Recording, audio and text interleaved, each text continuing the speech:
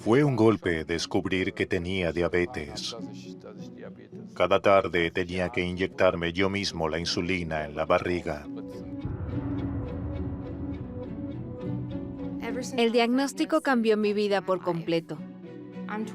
Tengo 29 años y tal vez nunca tenga hijos por razones económicas y de salud. Calculamos que hoy unos 400 millones de personas sufren de diabetes. Es un desastre global que se nos viene encima. La pérdida de productividad sumada a los costos sanitarios y médicos arrojan una cifra astronómica. La industria farmacéutica gana mucho dinero con la diabetes. Para esas empresas la enfermedad es una bendición.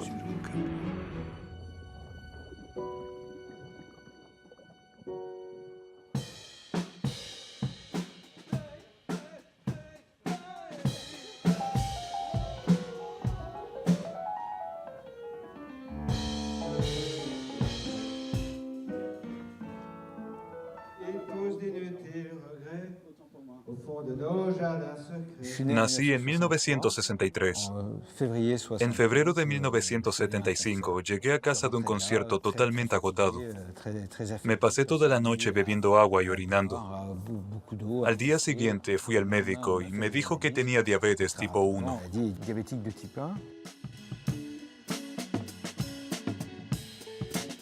La diabetes tipo 1 aparece sin previo aviso.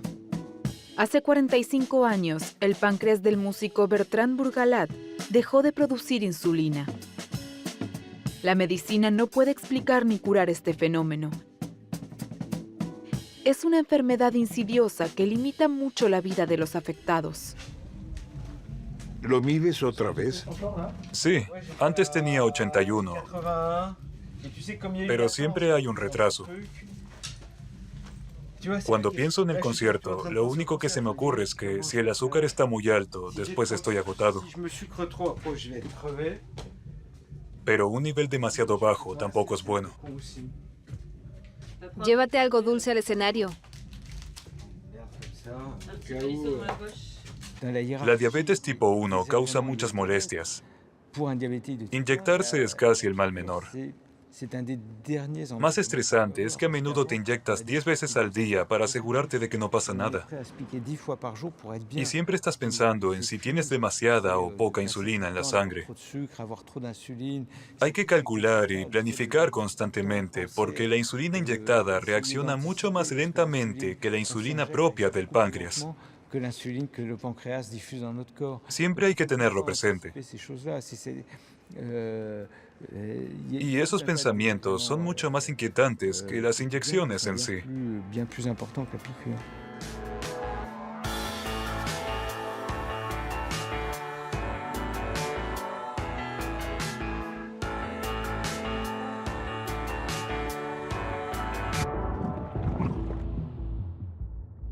Nuestro cuerpo necesita una determinada cantidad de azúcar para sus tareas diarias.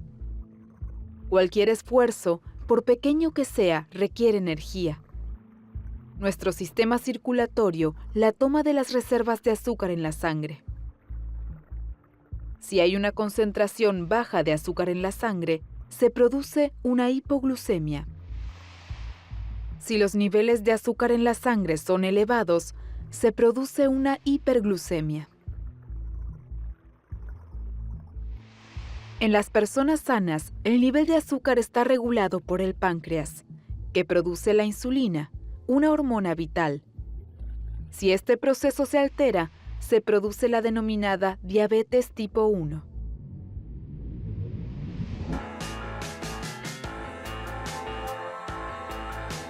Cuando falta el neurotransmisor insulina, el azúcar se acumula en la sangre. Los órganos dejan de funcionar correctamente, la persona entra en coma y finalmente muere. Para evitarlo, los afectados tienen que inyectarse insulina sintética varias veces al día para regular sus niveles de azúcar en sangre.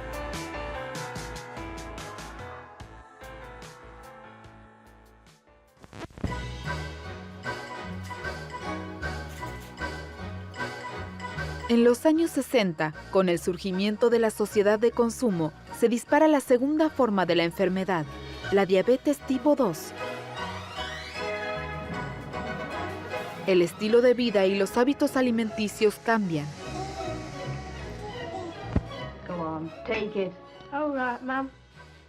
Las personas comen más grasas, más azúcar y se mueven menos.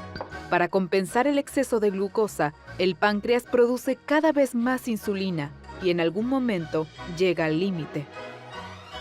En el siglo XX, nuestra alimentación contiene cada vez más azúcar, platos precocinados, refrescos y también alimentos ricos en carbohidratos que se consumen en grandes cantidades.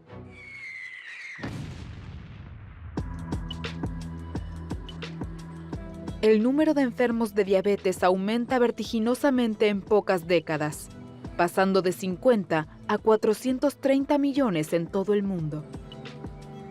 El 90% de ellos padece diabetes tipo 2. La enfermedad comenzó en los países occidentales, en Europa y Estados Unidos, y se ha extendido por todo el mundo.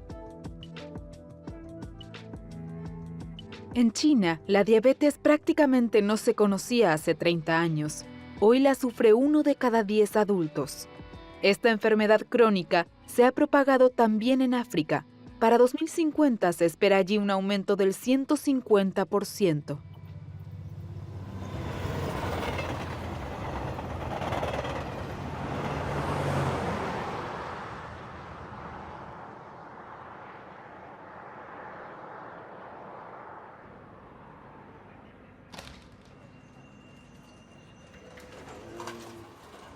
La diabetes tipo 2 es la típica enfermedad de la civilización.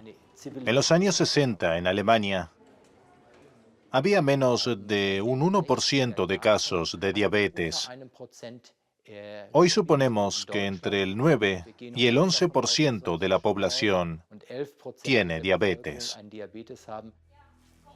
Es una enfermedad sigilosa que no se anuncia hasta que de repente causa serios problemas. Buenos días, señor Bussmann. Vamos a tomar una muestra de sangre. Acompáñeme.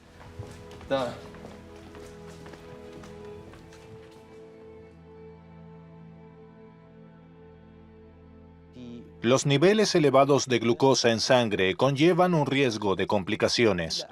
Pueden aparecer muchas otras enfermedades. Si se trata de los vasos sanguíneos pequeños, pasan a un primer plano los ojos y los riñones. Pero los pequeños vasos sanguíneos también pueden dañar los nervios. En cuanto a los vasos sanguíneos grandes, son los vasos del cuello y los del corazón.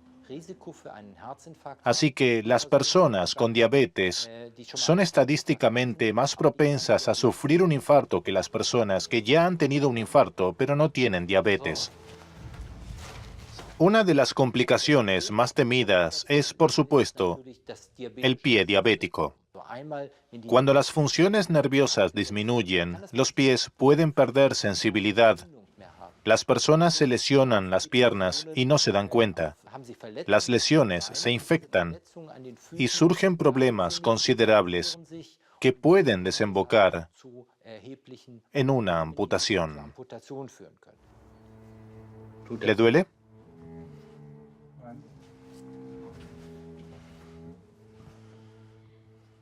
En Europa y Estados Unidos, la diabetes es responsable de la mayoría de las amputaciones. La enfermedad también puede afectar a los riñones, por lo que es una de las principales causas de tratamientos de diálisis y trasplantes de riñón.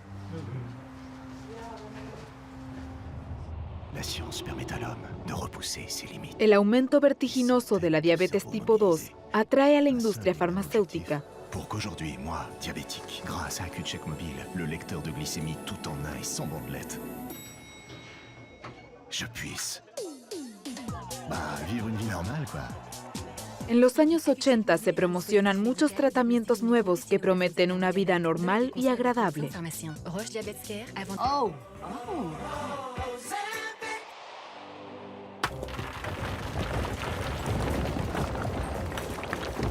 Los pacientes disponen de una amplia gama de comprimidos para disminuir el nivel de azúcar en sangre, los denominados antidiabéticos orales.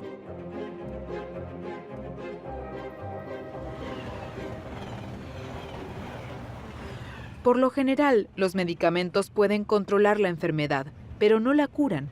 Los pacientes deben tomarlos de por vida y el precio aumenta sin cesar.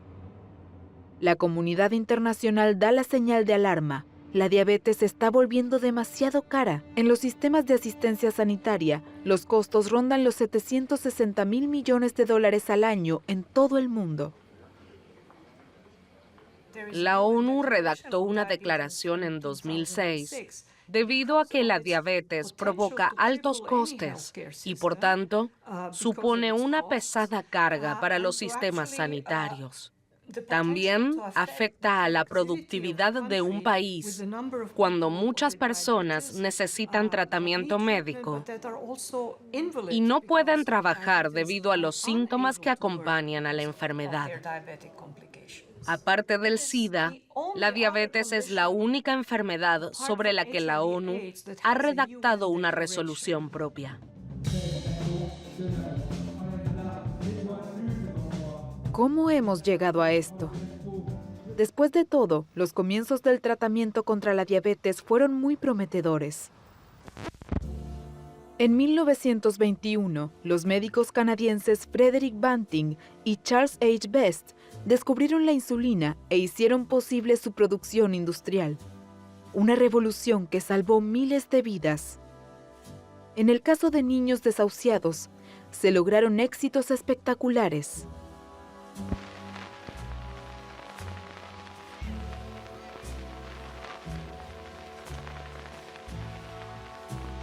Los investigadores canadienses venden su patente por el precio simbólico de $1 a la empresa farmacéutica estadounidense Lilly. Es el comienzo de la producción industrial de insulina. Could you tell me anything about insulin?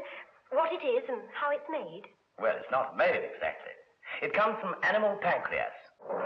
The plant works day and night to supply the demand for insulin and uses many tons of pancreas each week. Most of the pancreas comes from abroad and arrives at the factory deep frozen. It is reduced to a paste and mixed with alcohol, which dissolves the insulin. Then follows a long and complex series of processes which gradually remove all the impurities. La producción se perfecciona con el paso de las décadas. En la actualidad, 3 empresas se disputan las nuevas patentes: la estadounidense Lilly, la danesa Novo Nordisk y la francesa Sanofi. A la insulina animal le sigue la insulina humana, que se elabora en base al gen de la insulina humana. Por primera vez suben los precios. En algunos países, la insulina humana es de 3 a 10 veces más cara que la insulina animal. Ahora era posible abrir el genoma humano y extraer el cromosoma responsable de la producción de insulina. Este se inserta en un microorganismo, por ejemplo, un hongo de la levadura, y este produce una insulina equivalente a la del propio cuerpo. Gracias a este proceso, se podía abastecer de insulina a todo el mundo. Y cuando aumentaba la demanda, simplemente se construía una nueva fábrica.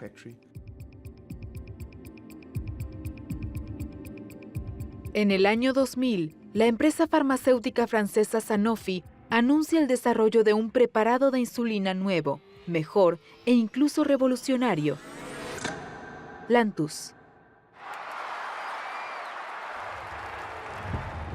En un análogo de la insulina en el que se ha modificado un gen para prolongar el efecto, Sanofi cobra caro por esa idea. Cuando se lanzó al mercado, una dosis de Lantus costaba en Francia 46 euros. Una dosis de insulina humana, 18.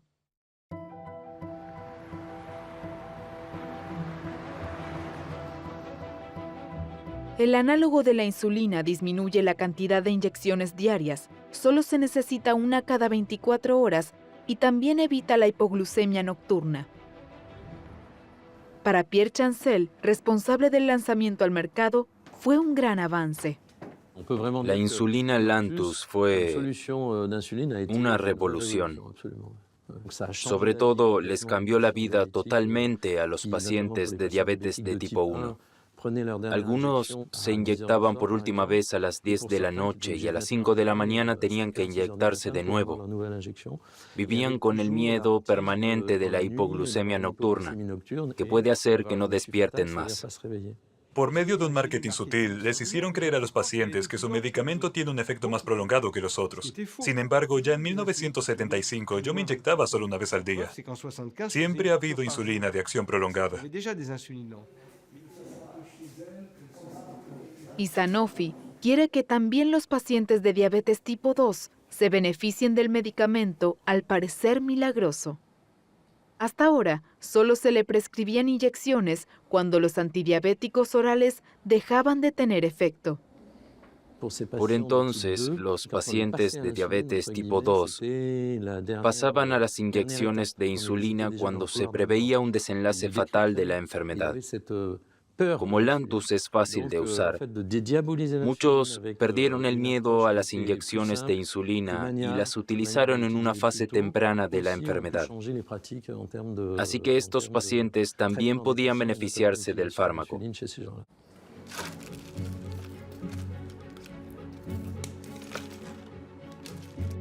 La concentración de glucosa en sangre, es decir, la glucemia, se determina mediante análisis cuyos resultados son muy complejos para los profanos. Por eso, Sanofi introdujo un marcador fácil de comprender.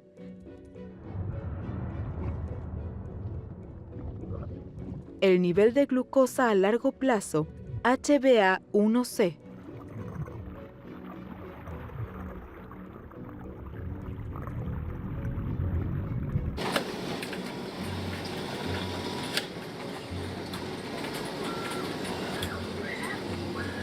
La empresa comienza una campaña de prevención a gran escala con un mensaje sencillo que cualquiera puede recordar.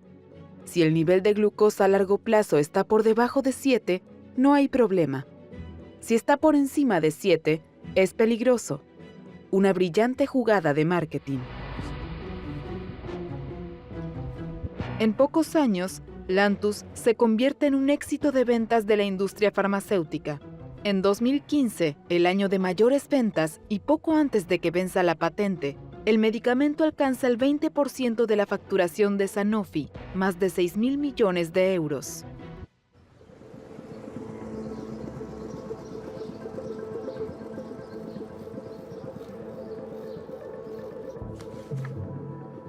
Pero un médico de Alemania le pone pegas al triunfo de Lantus. Por entonces, Peter Savicki es director del Instituto para la Calidad y Eficiencia de la Asistencia Sanitaria.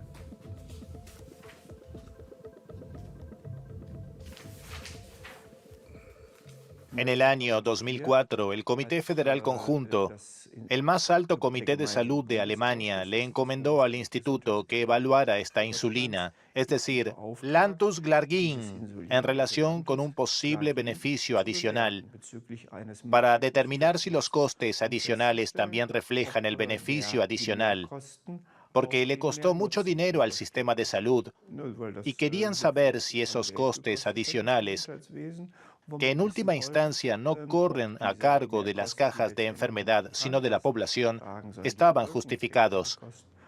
El resultado fue que no hay diferencias significativas entre estas insulinas.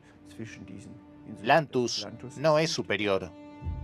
Desde el punto de vista médico, la insulina análoga no es más efectiva que otros preparados. El representante del sector no lo ve así. Esa conclusión es cuestionable. Dígale a un paciente que toma un análogo de la insulina que vuelva a su antiguo preparado y que no tendrá ningún problema ni le perjudicará. No creo que convenza a muchos. ¿No está justificada esta declaración? Me parece como poco sorprendente. El director de Sanofi Alemania me invitó en ese momento a visitar la empresa en Frankfurt y hablar sobre los resultados del estudio. Fui con mucho gusto, pero al principio de la visita lo primero que me mostraron fueron los bloques de apartamentos. ¿Cuántas personas dependían de ellos? El sustento de cuántas familias estaría en peligro si la evaluación de nuestro instituto se mantuviera igual y, llegado el caso, los empleados de Sanofi perderían sus empleos. ¿Les presionaron? Lo intentaron. No quiero que la gente pierda su trabajo, pero de todos modos necesitamos una evaluación objetiva de los medicamentos, no solo de la insulina. Y no la tenemos en ningún país de Europa. Las autoridades alemanas no ceden. Los pacientes con diabetes tipo 2 reciben del Lantus solo el reembolso del precio correspondiente a la insulina humana. No obstante, el medicamento de Sanofi se impuso. Las ventas siguen siendo elevadas y los pacientes se han acostumbrado. Otros países, como Francia, también cuestionaron la mayor eficacia del Lantus. Sin consecuencias, el éxito de ventas de Sanofi sigue siendo la insulina más vendida del mundo. Desde 2015, los competidores de Sanofi, Novo Nordisk y Lilly, también ofrecen análogos de la insulina de acción prolongada y también justifican el elevado precio con promesas jactanciosas.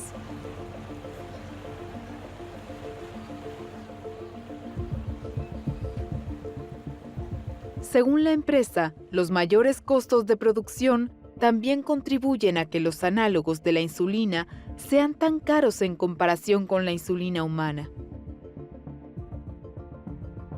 Investigadores de la Universidad de Ginebra refutaron ese argumento.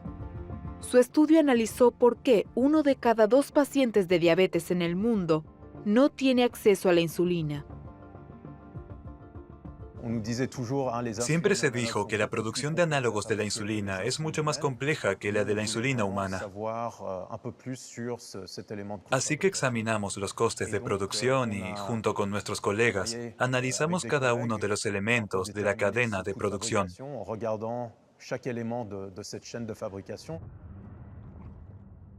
Comienza con los materiales básicos, es decir, todo lo necesario para elaborar la insulina. A eso se le suman los costos de regulación, que son bastante elevados.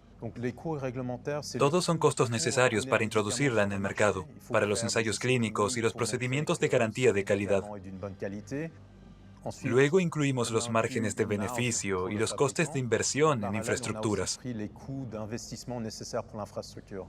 El resultado.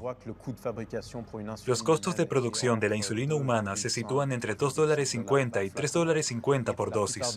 Y en el caso de muchos análogos de la insulina son igual de altos. El precio de venta de una ampolla de insulina humana ronda los 13 euros en Francia. La misma cantidad de un análogo de la insulina, como por ejemplo Lantus, cuesta casi el doble, unos 25 euros.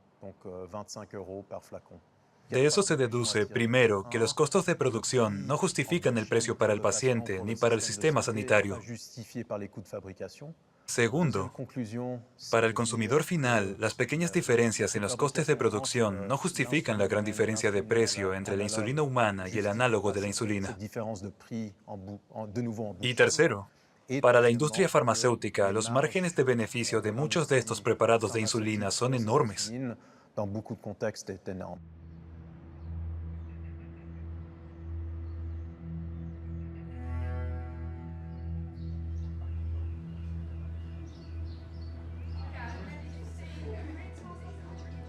En Estados Unidos, la supremacía de los gigantes farmacéuticos adquirió rasgos grotescos y trágicos a la vez.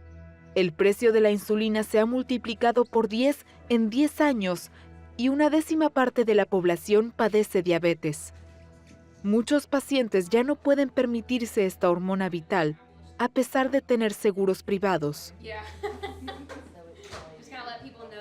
Pago por mi seguro médico $260 al mes solo para decir que tengo la cobertura.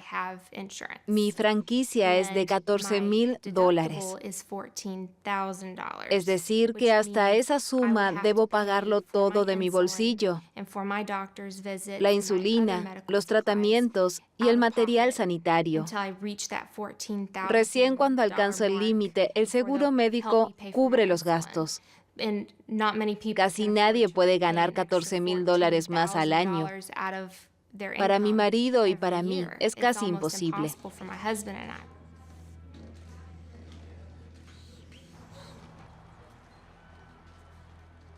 Por el momento mi insulina me la da mi médico y amigos de mi madre que tienen diabetes tipo 2. Les sobraba un poco de insulina que me regalaron generosamente. Y hace poco fallecieron pacientes de mi médico y él me dio su ración anual. De momento, por suerte, no me cuesta nada. Sería un desastre si tuviera que pagar la insulina de mi bolsillo cada mes.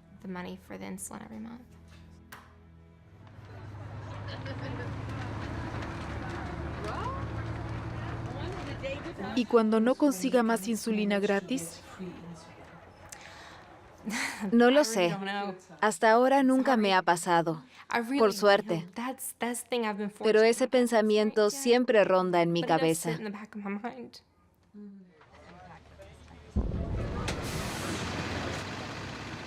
Mi nombre es Elizabeth y soy la fundadora de T1 International, una organización de protección para los diabéticos que no acepta fondos de la industria farmacéutica.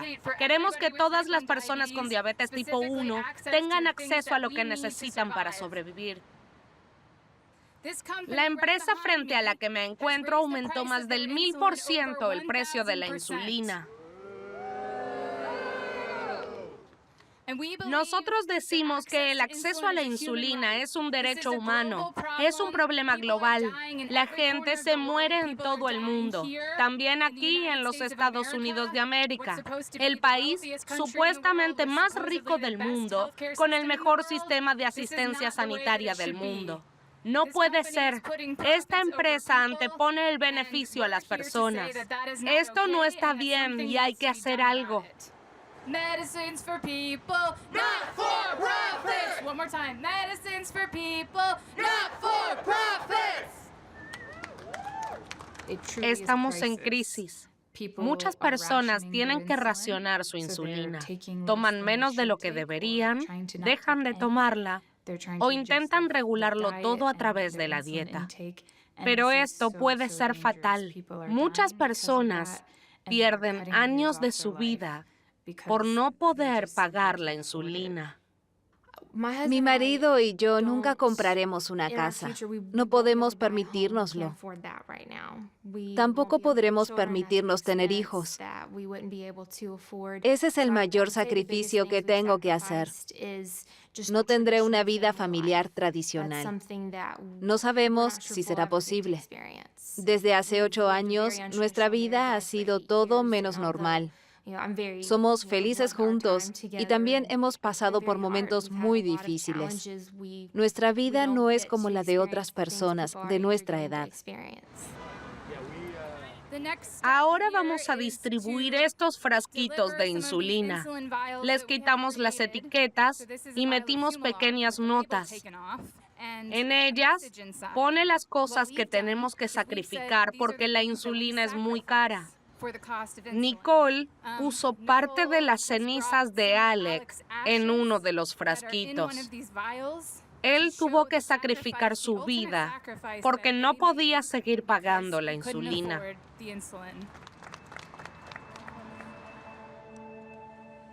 Alec tenía que pagar $1,300 al mes por la insulina y el material sanitario.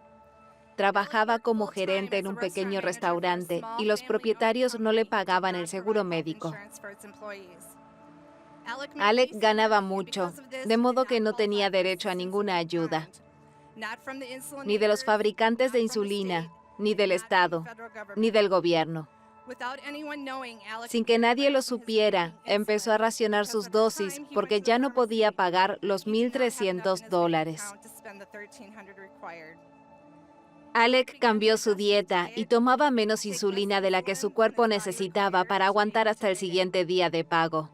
Encontraron su cuerpo 3 días antes de recibir su salario. Murió de cetoacidosis diabética, causada por la falta de insulina.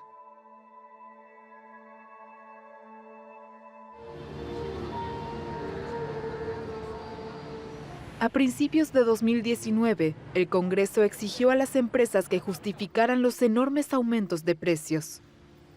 Los 3 principales fabricantes de insulina culparon al sistema de asistencia sanitaria estadounidense y a los numerosos intermediarios. Today, the Subcommittee on Oversight and Investigations is holding a hearing entitled, quote, Priced Out of a Life-Saving Drug, Getting Answers on the Rising Cost of Insulin. So, Mr. Mason from Eli Lilly, who is making a profit from these increases in insulin prices? I think, first of all, we don't want anyone not to be able to afford their insulin. Who's making a profit with these increases in insulin prices that patients have to pay for? Our net prices, the price that we receive, are going down. Are you? No. Are you making a profit? Are the CEOs of your companies making these profits? Our net prices, the price we receive, has gone down since 2009. Well, somebody's making a profit. Somebody's getting richer on the backs of our patients. Mr. Langa from Novo Nordisk, what entity in this supply chain is prioritizing affordability and access of insulin for patients? Well, we'd like to think we are. I mean, we participate in as many formulas as we can. As I've mentioned, that is critically most important. We have patient assistant programs as well as copay assistant programs. So who's making a profit then? Well, our nets are going down as well, but there is a small profit that comes. Your nets, but your overall profits for the company and CEOs have been going up, haven't they? No, our profit The take-home pay from CEOs? Has been relatively stable. From CEO pay hasn't gone up in the past several years. His pay has increased, yes. Okay. Después de la audiencia, las 3 multinacionales se comprometen a bajar los precios para los más pobres, una medida para cuidar la imagen. Pero como los pacientes estadounidenses, al contrario que los europeos, no se benefician de un generoso sistema de reembolso, la insulina sigue siendo un bien de lujo para la mayoría.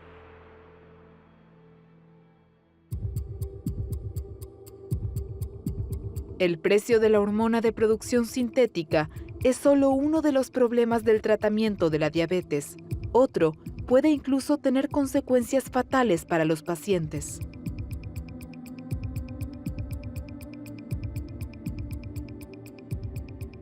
Para mantener su nivel de azúcar en sangre por debajo del famoso límite del 7%, muchos diabéticos tipo 2 toman mucha medicación y ponen su vida en peligro.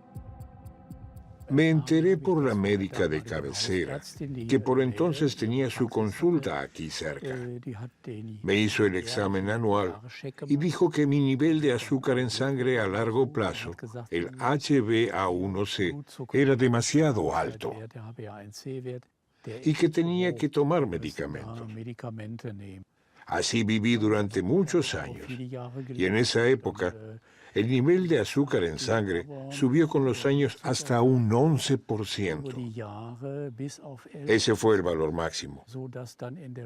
Y mi peso máximo era de 114, 115 kilos. Siempre eran comprimidos, aunque cada vez eran más. Me inyecté insulina durante unos 7 años. Después de la primera experiencia, cuando noté que me temblaba el cuerpo y la presión sanguínea no era la adecuada, me medí el nivel de azúcar en sangre y comprobé que estaba por debajo de 60 en mi medidor. Es decir, que el medidor parpadeaba en rojo y decía que no se podía medir, que estaba por debajo de 60. A finales de agosto tuve un incidente y casi entré en coma diabético. Una hipoglucemia grave casi le cuesta la vida al paciente como resultado de un intento obsesivo de mantener el nivel de azúcar en sangre por debajo del 7%. En 2008, un estudio hace tambalearse al tratamiento consolidado hasta entonces, Demuestra que cuanto mayor es el consumo de medicamentos para mantener bajo el nivel de azúcar en sangre, mayor es el riesgo para los pacientes. El uso periódico de medicamentos para reducir el nivel de HbA1c aumenta el riesgo de hipoglucemia y de enfermedades cardiovasculares. En ese estudio se trató a esas personas con muchos medicamentos, 4 o 5 fármacos. Y el estudio nos demostró que probablemente era el camino equivocado, porque mediante esa reducción extrema del azúcar en sangre, pudimos reducir los cambios en los ojos, los riñones y los nervios. Pero lo que en realidad se quiere reducir también era el infarto cardíaco y el derrame cerebral, y eso no se logró. Por eso el nuevo enfoque, o el enfoque que realmente tenemos que abordar con la gente, no es solo fijarnos en el azúcar, en la azucarología, sino en la diabetología, tratar el síndrome cardiometabólico completo con todos los factores de riesgo, y así tenemos éxito. La hiperglucemia es tóxica. Está demostrado. Cuanto más alto es el nivel de azúcar en sangre, mayor es el riesgo para los vasos sanguíneos. Pero a la inversa, no es cierto que la disminución del nivel de azúcar en sangre reduzca también ese riesgo.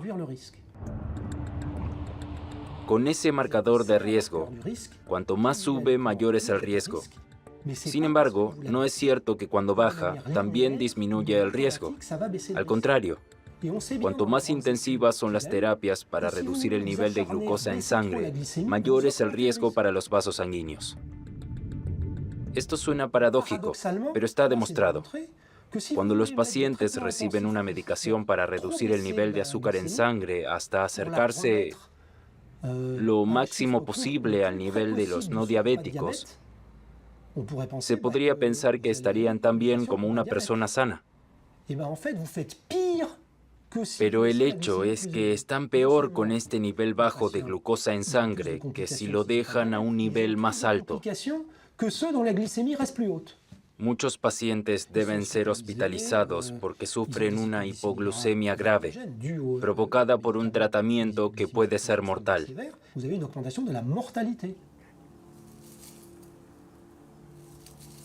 Tuve una experiencia casi de coma y dije que no quería volver a pasar por eso. Señor Strenger, venga conmigo.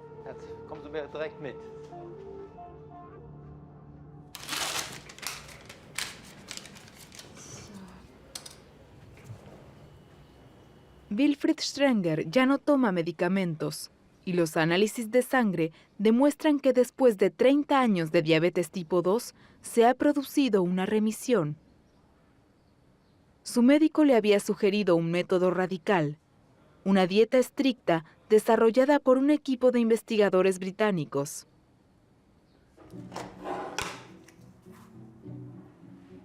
Durante 3 semanas, el paciente tomó una bebida baja en calorías a base de soja y renunció a los carbohidratos y, por tanto, al azúcar. La remisión de la diabetes tipo 2 requiere inevitablemente una fuerte pérdida de peso.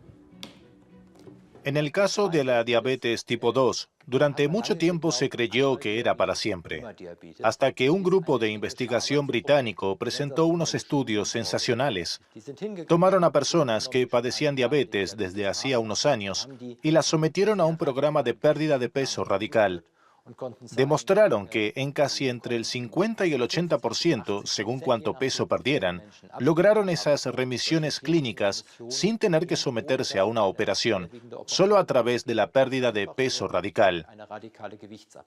Sabemos por estudios detallados con resonancia magnética que si el páncreas es graso, la producción de insulina disminuye. La producción de insulina no está dañada, sino que las células ya no pueden producirla. Cuando el páncreas pierde grasa, las células productoras de insulina recuperan la capacidad de producir más insulina. Entonces, los niveles de azúcar en sangre bajan. Hicimos experimentos similares y tuvimos experiencias parecidas en Düsseldorf. Logramos que personas que se trataban con insulina volvieran a tomar solo medicación o que pasaran a una remisión clínica total. Y creo que ese será el rumbo del futuro.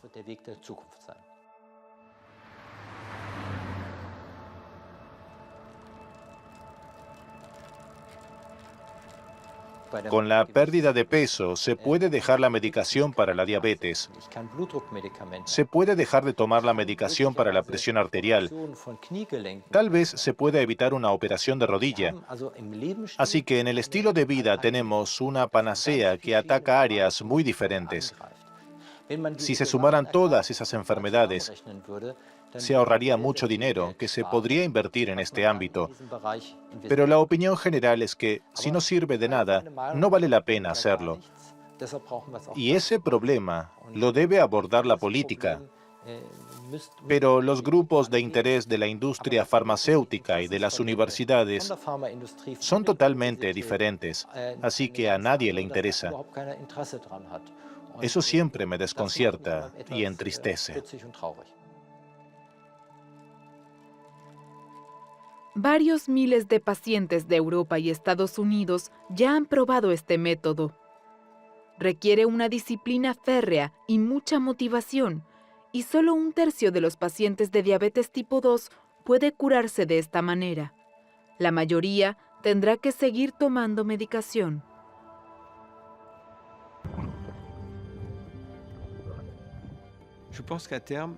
Creo que ganaremos a largo plazo. ¿Pero cuándo? Todo lo que exigimos ahora se dará por sentado dentro de unos años.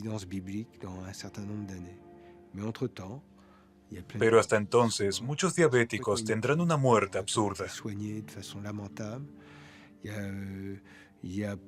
Recibirán malos tratamientos con medicamentos sobrevalorados. Pero este sistema industrial de la diabetes se derrumbará.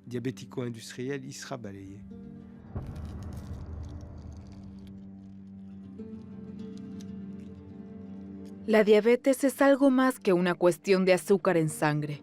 La enfermedad pone al descubierto las irregularidades de las industrias alimentaria y farmacéutica.